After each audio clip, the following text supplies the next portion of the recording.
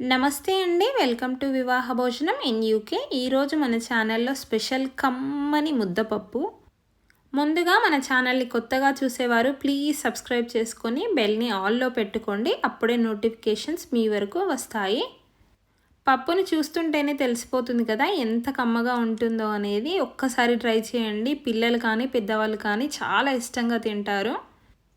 ఈ పప్పును చేసుకోవడానికి మనకు చాలా తక్కువ టైం పడుతుంది. 10 నిమిషాల కంటే తక్కువే పడుతుందని చెప్పొచ్చు.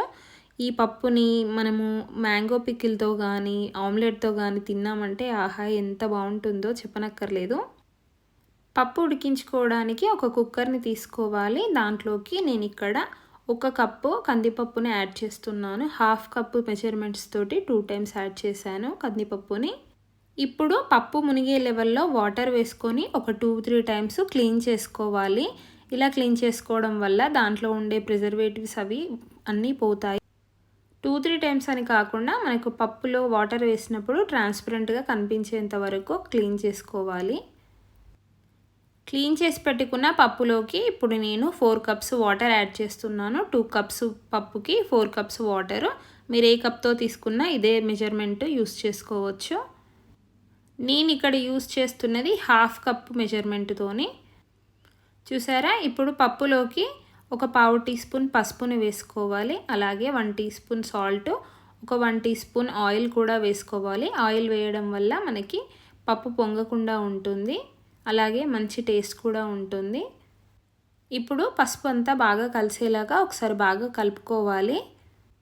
అంతా బాగా కలిసిన తర్వాత కుక్కర్ పైన మూతను పెట్టుకున్న తర్వాత దానికి ఉండే విజిల్ని కూడా పెట్టుకోవాలి. ఇప్పుడు కుక్కర్ని స్టవ్ పై పెట్టుకొని ఒక 3 విజిల్స్ రానిస్తే సరిపోతుంది. పప్పు బాగా ఉడికిపోతుంది మనకి. చూసారా పప్పు ఎంత చక్కగా కనిపిస్తుందో. ఇప్పుడు దీన్ని ఉడికిందో లేదో ఒకసారి చెక్ చేసుకుందాము. స్పూన్తో మనం చెక్ చేస్తే సరిపోతుంది. ఉడికిందో లేదో తెలిసిపోతుంది. చూసారా నాకు చాలా చక్కగా ఉడికిపోయింది. ఇప్పుడు దీన్ని మ్యాష్ చేసుకోవాలి. స్పూన్తో మ్యాష్ చేస్తే మ్యాష్ అయిపోతుంది బాగానే. లేదు అంటే మీరు పప్పు గుత్తితో అయినా మ్యాష్ చేసుకోవచ్చు. ఈ కన్సిస్టెన్సీ ఉంటే సరిపోతుంది మనకు. లేదు గట్టిగా ఉంటే మనకు చల్లారేపాటికి ఇంకా గట్టిగా అయిపోతుంది. ఇప్పుడు పప్పునంతా వేరే బౌల్లోకి ట్రాన్స్ఫర్ చేసుకొని ఉంచుకోవాలి.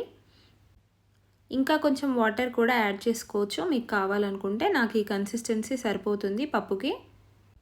చూడ్డానికి ఎంత చక్కగా కనిపిస్తుందో కదా పప్పు. ఇప్పుడు ఈ పప్పుని మనం తాలింపు పెట్టుకోవాలి. ఇష్టం లేని వాళ్ళు తాలింపు పెట్టుకోకుండా అయినా తినేసేయచ్చు.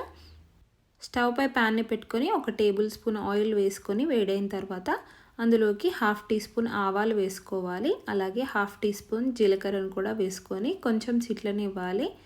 బాగా వేగితేనే మనకు టేస్ట్ బాగుంటుంది పోపు. అంతేనండి, ముద్దపప్పులోకి ఇంకేం యాడ్ చేయాల్సిన అవసరం లేదు. ఇప్పుడు బాగా వేగిపోయింది కదా తాలింపు. ఈ తాలింపునంతా కూడా ముందుగా మనం రెడీ చేసుకున్న పప్పులో వేసుకోవాలి. ఇష్టం ఉంటే మీరు తాలింపుని ఆయిల్కి బదులుగా నెయ్యిని వేసుకొనైనా చేసుకోవచ్చు. చాలా బాగుంటుంది. అంతేనండి, సింపుల్గా ముద్దపప్పు కమ్మగా రెడీ అయిపోయింది. ఒక్కసారి ట్రై చేయండి, అస్సలు మర్చిపోలేరు. అంత బాగుంటుంది టేస్ట్. పిల్లలకి ఇలా చేసి పెట్టండి, చాలా బలంగా ఉంటారు. ఈ వీడియో మీకు నచ్చినట్లయితే ప్లీజ్ సబ్స్క్రైబ్ చేసుకొని లైక్ చేసి మీ ఫ్రెండ్స్ అండ్ ఫ్యామిలీకి షేర్ చేయండి. ఇంతకీ మీరు ఎక్కడి నుంచి ఈ వీడియోని చూస్తున్నారో కామెంట్ చేయడం మర్చిపోవద్దు. Thank you so much for watching. See you in next video.